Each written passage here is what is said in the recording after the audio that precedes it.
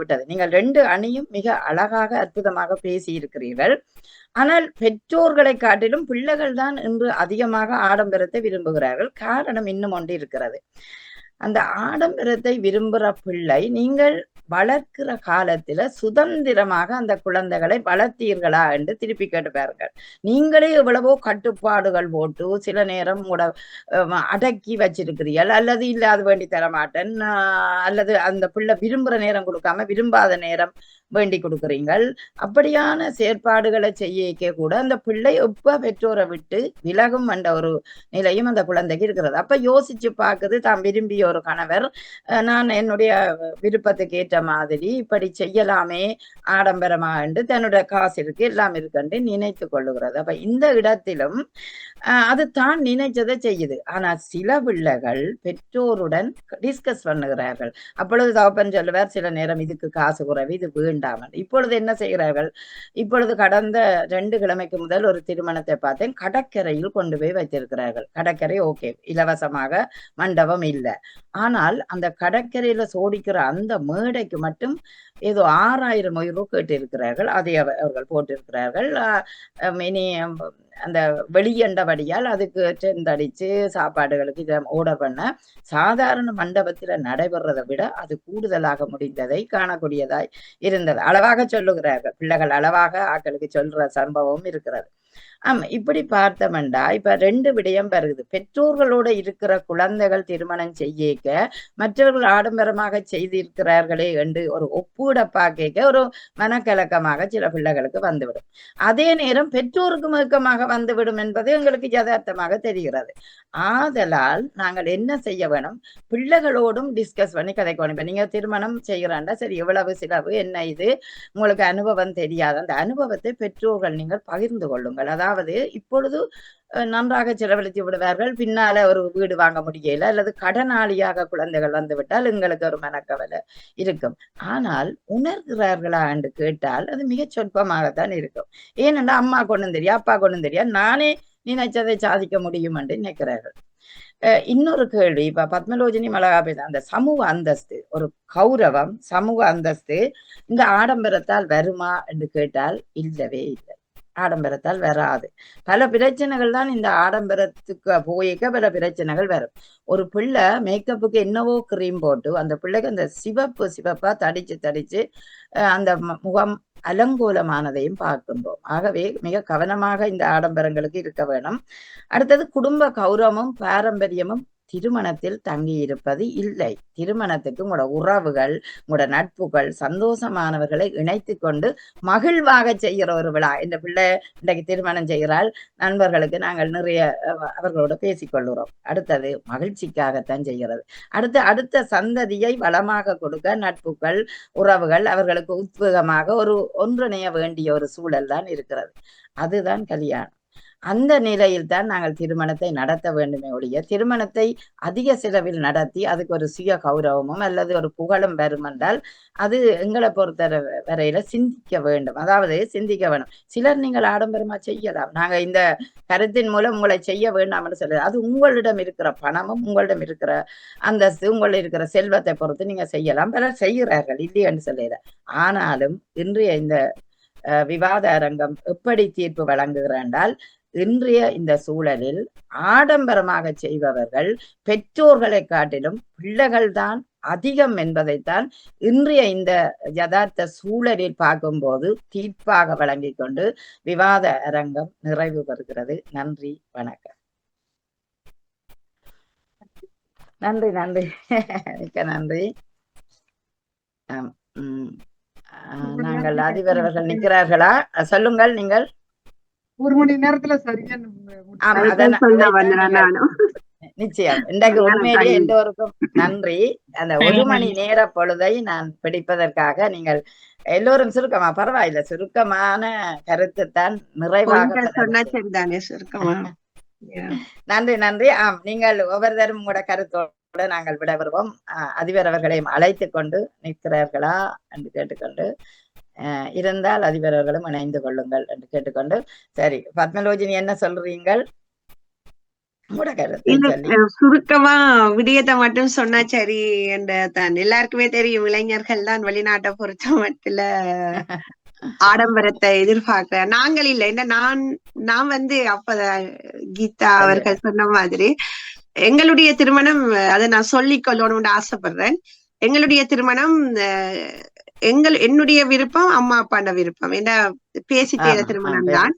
ஆனா நல்ல ஆடம்பரமா சொல்லி இப்படி கூடா பிடிச்சு ஹெலிகாப்டர் அப்படி எல்லாம் கிடையாது. ஆனா ஆடம்பரம், நல்ல தரமான சாரி. இப்ப நீங்க சொன்ன மாதிரி எந்த ஜுவல்ஸும் இமிட்டேஷன் போடல. ஏனென்றா அது இப்ப ஏன் நகை போடுறதுன்றது சிலர் தப்பா யோசிக்கிறாங்க. நகைகளை இன்றைக்கு எனக்கு 7 ஆண்டுக்கு அதை கொண்டு போய் நான் அடமானம் வைத்தோ அல்லது வித்து போட்டோ நான் சாப்பிட கொள்ளலாம். அப்ப அதுல அந்த பெற்றோர்கள் இன்வெஸ்ட்மெண்ட் ஒரு முதலீடு செய்யற மாதிரி தான் நகை என்றது. அடுத்தது நானே இதை சொல்ல வந்தேன்டா, இந்த ரொம்ப ஒரு பிரபலியமான ஒரு கம்பெனில பேக்கேஜா தான் எங்க திருமணம் இங்க லண்டன்ல நடந்தது. ஹால் அரீனா என்ற அந்த ஹால், பெரிய ஃபேமஸான ஹால், அந்த ஹால்ல தான் நடந்தது. இன்னைக்கு பாத்தீங்கன்னா நாங்கள் அப்படியேதான் நிக்கிறோம், திருமணமான நாங்கள். ஆனா அவங்க இன்னைக்கு நான் போன வெள்ளிக்கிழமை ஒரு வெட்டிங்குக்கு போனான். அங்க அவங்க செமையா தங்களை டெவலப் பண்ணி நிறைய பிரான்சஸ் திறந்து சூப்பரா வந்துட்டாங்க. ஆனா நான் இன்றைக்கும் அப்படிதான். நான் அப்ப அதுல இருந்து என்ன லேர்ன் பண்ணி கொண்டு வந்தேன்டா, திருமணம் நல்ல விடயம் ஏன்னா ஒருக்கா நடக்கிறது. இப்ப நான் எல்லாம் ஒரு திருமணம் தான் செய்து கொண்டோம். அப்ப அது ஒரு இன்னும் சந்தோஷமா வரதை நான் சொல்லிக் கொள்றேன். ஏன்னா இப்ப அன்னைக்கு இப்ப யாரோ 6,000 ஈரோ கதை சொன்னீங்க தானே, அந்த அதுக்கு நான் சொல்றேன். இப்ப கிட்டத்தட்ட ஒரு கல்யாணம், அதுக்கும் நான் போனேன். ஹோலுக்கு மட்டும் 25,000. ஹோலுக்கு மட்டும், ஒன்லி ஹோலுக்கு மட்டும். அப்ப அப்படியே செலவழிக்கிற இதுக்கு நாங்க இல்ல. ஆனா அதை விட டிமாண்டான நல்ல ஒரு கல்யாணம் தான் இன்றைக்கு ஆல்பம் பார்த்தா வாவ் அப்படின்ற அளவுக்கு இருக்கு. இன்றைக்கு 12 இயர்ஸ் நியர்லி திருமணம் ஆகி 12 இயர்ஸ் ஆகுது. அப்ப அந்த 12 இயர்ஸுக்குள்ள இந்த எங்களுக்கு பேக்கேஜ் தந்தவங்க லண்டன்ல பெரும் பணக்காரர் ஆயிட்டாங்க. அதான் இந்த இது மூலம் நான் தெரிவித்துக் கொள்றேன். இந்த அரங்கு மூலம் உங்களுடைய திருமணங்களை நீங்க ஒரு லிமிட்டேஷனா தேதிங்கன்னா இங்க நல்ல வாழ்க்கை வாழலாம். அதே நேரம் அது முன்னேறினோம். அதை நான் இப்ப திரிபுர சுந்தரி அவர்கள் சொன்ன மாதிரி ஒருத்தருடைய என்னன்னு சொல்றது, இப்ப எங்கட பணம் இதுக்குள்ளேயே போகுது. அது ஒரு ஒரு மதிக்கக்கூடிய ஒரு விஷயம் தான். அதை கொண்டு போய் நாங்கள் வெளி சமூகத்திட்ட நாங்க கொடுக்கல, எங்களுடைய சமூகத்திட்ட கொடுக்கிறோம். அதுல பெருமையா இருக்குது. தமிழர்களுக்குள்ளேயே அந்த பணம் நிக்கிறதும் ஒரு நல்ல ஒரு விடயம். அதை கொண்டு போய் நாங்க இன்னொருத்தட்ட கொடுக்காம.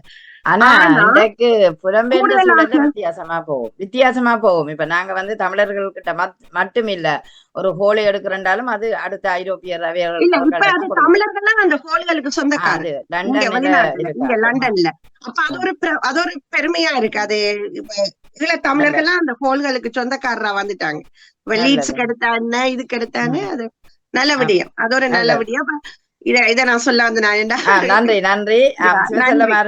சந்தர்ப்பத்தை தந்த உங்களுக்கும் பாமுகத்துக்கும் நன்றி. நன்றி. நாங்கள் இன்னும் ஒரு 8 நிமிடங்களுக்குள்ள ஒருவருடைய கருத்தையும் கேட்டு நிறைவு செய்வோம். சிவசெல்வம் ஆரம்பித்து எப்படி இருந்தது உங்களோட இன்றைக்கு விவாத அரங்கம்? நல்ல ஒரு தலைப்பு, நிறைய கருத்துக்கள் தெரிஞ்சுக்கிட்டோம் அக்கா. இதுல ஒரு மிக உயர்ந்த கருத்து என்னன்னா, பத்மலோசினி அக்கா சொன்ன அந்த பரிதாபத்திற்குரிய வார்த்தை தான். ஒரே ஒரு திருமணம் தான் பண்ணிருக்காங்க பாவம்.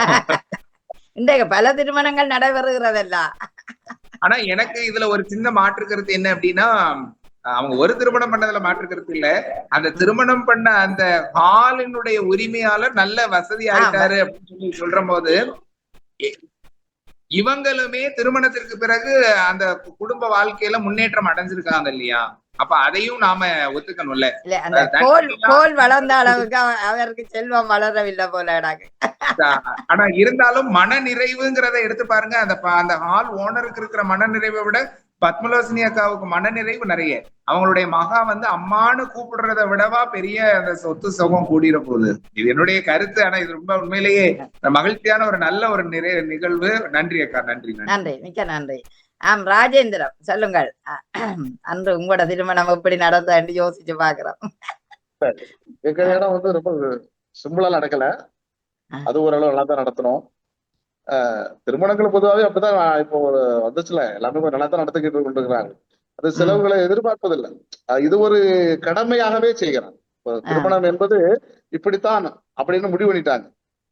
ஏதோ ஓடி போற கல்யாணமும் சரி, காதல் கல்யாணம் மட்டும்தான் சிம்பிளா ஏதோ ஒரு சேஷனோட நடந்துரும். அது வேற கோயில்கள் நடந்துவிடும். ஆனால் திருமணம்னு சொல்லிவிட்டால் இப்பொழுது எல்லா வீடுகளிலும் தான். இப்ப எல்லா திருமணங்களுமே ஓரளவு இங்க எல்லா திருமணங்களுமே மண்டபங்கள்ல தான் நடக்குது. எங்க வீடுகள்ல இப்ப திருமணங்கள் நடப்பதே இல்லை. எல்லாமே மண்டபத்தில் நடக்கிற பொழுது சுமதான்.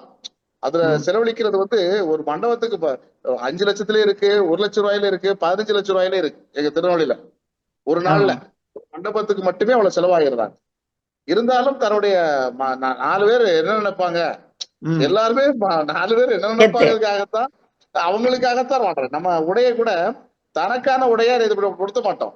மத்தவங்க நல்லா சொல்லணும் அப்படிங்கிறதுக்காக தான் நம்ம எல்லாம் எந்திரிச்சிரும் அந்த மாதிரி நிற்கிறோம். அதை இளைஞர்கள் ரொம்ப விரும்புறாங்க. இளைஞர்கள் நம்ம கஷ்டங்கள்லாம் அவங்களுக்கு தெரியல. கஷ்டம் அவங்களுக்கு என்ன வாழ்க்கையில வரல இல்ல. இப்ப வரைக்கும் பெற்றோர்கள்ட்ட தான் அவனை வளர்த்துக்கிட்டே இருக்கிறாங்க. கொஞ்சம் கையில காசு வந்திருக்கும், நான் பாத்துக்கிடுவேன்ப்பா, எனக்கு என்ன வேணாலும் பண்ணி கொடுங்கன்னு சொல்றாங்க. அந்த மாதிரி நிலைமை இருக்குது. சொன்ன தீர்ப்பு ரொம்ப அருமையான தீர்ப்பு, காலத்துக்கு ஏத்த ஒரு தீர்ப்பு தான் இது. மாற்று கருத்துல இல்ல.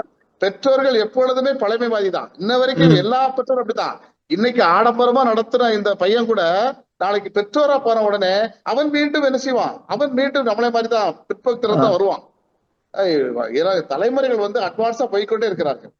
எனவே இனிமே நிலவுல தான் கல்யாணம் முடிப்பான். என்ன செய்ய, அதுக்கு செலவு எவ்வளவு ஆகும்? ஆசைப்படுறான். ஏரோப்ளேன்ல போகும்போதே கல்யாணம் முடிக்கிறாங்க. இந்த மாதிரி பிளேட் அந்த மாதிரி ஹெலிகாப்டர்லயே கொண்டு வந்து பூ போடுற நிகழ்வு எல்லாம் இருக்குதுதான். நீங்க இது எந்த பெற்றோர் விரும்புறது இல்ல. இவன் அட்வான்ஸா நம்ம ஒரு சின்ன விஷயம் நடந்தா கூட செல்வம் அறிவித்து உடனே ஸ்டேட்டஸ் வைப்பாப்ல. ஏன் ஸ்டேட்டஸ் வைக்காப்ல? அதுதான் இதுதான் அடுத்த தலைமுறை நான் கல்யாணம் பண்ணிருக்கிறேன் அப்படிங்கிறத எல்லாத்துக்கும் காட்டணும். அதுக்காகத்தான் பண்றாங்க தவிர எந்த பெற்றோர்களும் ஸ்டேட்டஸ் வைக்க கிடையாது. கல்யாணத்தை பெற்றோர்கள் ஸ்டேட்டஸ் வைக்கிறதே கிடையாது, பிள்ளைங்க வைக்கிறாங்க பத்தியா. அதுதான் அப்ப யார் காரணம்? ரொம்ப அருமையான தலைப்பு. இளைய தலைமுறைகள் நிச்சயமா நீங்க சொன்ன மாதிரி அன்பும் அறனும் உடைத்தாயின் இல்வாழ்க்கை பண்பும் பயனும் அதுதான் நிரந்தரம், அதுதான் நிதர்சனமான உண்மை. அதுக்குள்ள இது போற ஒரு நிகழ்வுகளா தான் இருக்கிறது. இன்று பணம் ஒரு பெரிய ஒரு பொருட்டாக இல்லை என்கிறது இந்த சமுதாயத்துல மதிப்பற்ற ஒரு பொருளாகத்தான் மதிப்பு மிக்க பணம் இருக்குது. நன்றி நன்றி, மிக்க நன்றி, மிக்க நன்றி. அருமையான கருத்தை சொல்லி இருக்கிறீர்கள். அடுத்து கீதா பரமானந்தன் வாருங்கள். வணக்கம். வேண்டும் பிள்ளைகள் தான் என்றதுல சில பெற்றோர்கள் தங்கள் பணத்தை ஆடம்பரத்தை எங்கள்கிட்ட எவ்வளவு இருக்கு என்று அடுத்தவரை காட்ட விரும்புறதும் இருக்குத்தான். ஆனால் நான் நினைக்கிறேன் பிள்ளைகள் தான் பெற்றோர்கள் உண்மையில சகோதரன் சொன்ன மாதிரி எப்பவும் தலைமுறையில அவர்கள் கீழே தான் நிக்கல. எனக்கு தான் எல்லாம் தெரியுமாண்டு. ஐஸ்வர்யா ராய் நடுவானத்துல தாலி காட்டினான்னா நான் அடுக்கடல்ல கப்பல்ல போய் திருமணம் செய்யணுமன்றது இப்போ ஒரு நான் அதை விட ஸ்பெஷலா செய்யணுமென்று அவர்கள் அதை தேடி தேடி செய்கிறார்கள். ஆனால் அத அப்படி லோங்க போகுதான்றதுதான் இப்ப பிரச்சனையா இருக்கு. அதை கொண்டு வாழ்க்கை அவ்வளவுக்கு போகுதோ இவ்வளவு செலவழித்துட்டு அதோட அவர்களுக்கு பொருளாதாரம் நிறையவே நீங்க சொன்ன மாதிரி எங்களை விட நிறைய இருக்கு. உங்களுக்கு என்ன தெரியும், எங்களால சமாளிக்க முடியும். ஆனா உறவை அவர்கள் நாங்கள் உறவுக்குத்தான் முக்கியத்துவம் கொடுத்து எங்களை உறவுகள் எங்களை கைவு கொடுக்கணும் நினைச்சது. அவை அப்படி இல்லை. நட்புகளே போதும் என்ற மாதிரி. அதோட பல்கலாச்சாரம் இங்க இருக்கிறபடியால் பல்கலாச்சார விழாக்களாக அந்த திருமணத்தையும் கொண்டு வருகிறார்கள். அவற்றையும் எல்லா கலாச்சாரமும் உங்களுக்குள்ள நடக்கிற ஒரு விழா. பிள்ளைகளோட திருமண விழா பெற்றோர்களை மிஞ்சி சொல்லு இல்லாம போகுது என்று கூறிக்கொண்டு விடைபெறுகிறேன். மிக்க நன்றி, மிக்க நன்றி. அடுத்து சிவமணி அவர்களே வணக்கம். ஆமா, உங்களோட கருத்து நிகழ்ச்சி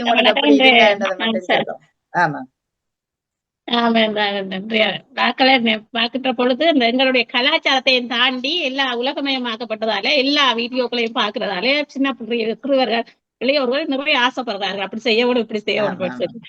அது ஒரு எங்களுடைய கலாச்சாரத்தை கொஞ்சம் சீரழிக்கிற மாதிரியும், எங்களுடைய விழாக்கள் எதற்காக ஏற்பாடு செய்யப்பட்டிருக்கிறது, எங்களுடைய பண்பாடு பேணப்படுதா, எங்களுடைய உறவுகளோட நாங்க சந்தோஷமா கதைச்சு அந்த விழா கொண்டாடுறோமா, அந்த உறவுகளை வரவேற்கிறோமா இதெல்லாம் பாக்குற பொழுது மிகவும் அது விதிப்பட்ட வேறுபட்ட பொத்திசையில தான் போய்கொண்டிருக்கிற மாதிரி இருக்கிறது. அது ஒரு கவலையாகத்தான் இருக்கிறது. அதோட செலவு எவ்வளவு செலவு செய்ய வேணும் இல்லை, அது ஒரு கஷ்டப்பட்ட ஆட்களுக்கு கொடுத்துட்டு போகலாம். கொடுக்கலாம். நாங்கள் அதனால இந்த பயணம் எங்களுக்கு கிடைக்க போறது இல்ல. உண்மையான விழாக்கள் பண்பாடோட இருந்தா சிறப்பா இருக்குன்றதுதான் உங்களோட கருத்து. ஓகே, நன்றி நன்றி. திருவிர சுந்தரி சொல்லுங்கள், இன்றைக்கு எப்படி உங்களுக்கு அமைஞ்சிருந்தது இன்றைய நிகழ்வு? நல்ல தலைப்பு சகோதரி. ஆனா என்னன்னா உண்மையிலேயே பிள்ளைங்களுக்காக தான் பெற்றோர் செலவு பண்றாங்க, ஆடம்பர செலவு. அது உண்மைதான். பிள்ளைங்க இப்போ ஒரு முகூர்த்தத்துக்கு புடவை எடுக்க போறோம்னா 50,000 ரூபாய் எஸ்டிமேட் போட்டு போவாங்க. அங்க போய் ஒரு கலரை பிடிச்சி எடுத்து வச்சுட்டு எனக்கு இது நல்லா இருக்குமான்னு அந்த பொண்ணு சொல்றப்போ அது 75,000 1 லட்சமானு பாக்குறது இல்ல, எடுத்துறதான் செய்றாங்க. நகையுமே இந்த பவுன் போடுறப்போ ஒரு 50 பவுன் செய்யணும்னு வச்சிருப்பாங்க. ஆனாலும் பிள்ளை அது வேணும் இது வேணும்னு பொம்பளை பிள்ளைங்க கேட்கறப்போ நம்ம பிள்ளை தானே, நம்ம பிள்ளைக்கா தானே இவ்வளவு சம்பாதிக்கும் அப்படின்னு அந்த இடத்துல செலவு பண்ணத்தான் செய்றாங்க. இது ஆடம்பரம்ங்கிறத சொல்ல முடியாது. இந்த பொருளாதார ரீதியா அது பல பேருக்கு அந்த பணம் போகுது. ஆடம்பரமா எல்லாருமே செய்யறது இல்ல. ஒண்ணும் ஆடம்பரமே இல்லாம சும்மா வீட்டுல பூஜை ரூம் முன்னாடி பொண்ணு மாப்பிள்ளைங்க நின்றுட்டு தாலி கட்டினா அது நல்லவா இருக்கும்? அது திருமணமே சொல்ல மாட்டோம். அதனால சில செலவுகளை செஞ்சாதான் அது சிறப்பாகவும் மகிழ்ச்சியாகவும் இருக்கும். நல்லது, மிக்க நன்றி. இன்றைய நிகழ்வு உண்மையிலேயே குறிப்பிட்ட நேரத்துக்கு நீங்கள் ஒத்துழைத்து எல்லோரும் நிறைவு பெற வைத்திருக்கிறீர்கள். உங்களை அத்தனை பேருக்கும் உண்மையிலேயே சிறப்பான வாழ்த்துக்களையும் நன்றியையும் கூறிக்கொள்ளுகிறேன். இந்த விடுமுறை நாட்களிலும் கேட்டவுடன் காலைப்பொழுது எல்லோருக்கும் காலைப்பொழுது அவசர பரபரப்பான பொழுதாக இருக்கும். அப்படி இருந்தும் இந்த பொழுதை இனிதான ஒரு நல்ல ஒரு எப்படி சொல்றோம், ஒரு நல்ல விழிப்புணர்வு தலைப்பினூடாக மலர்ந்து மனம் பரப்பியதைட்டு மிக்க மகிழ்ச்சியை உங்களுக்கு பேச்சாளர்களுக்கு தெரிவித்துக் கொள்கிறேன். நாம் இந்த நிகழ்வை நடத்துவதற்கு கலந்தந்து வளப்படுத்தும் அதிபர் நடாமோகன் அவர்களுக்கும் நன்றியை கூறிக்கொண்டு உங்கள் அனைவருக்கும் நன்றி கூறி இத்துடன் இந்த நிகழ்ச்சி இனிதே நிறைவு பெறுகிறது. நன்றி, வணக்கம்.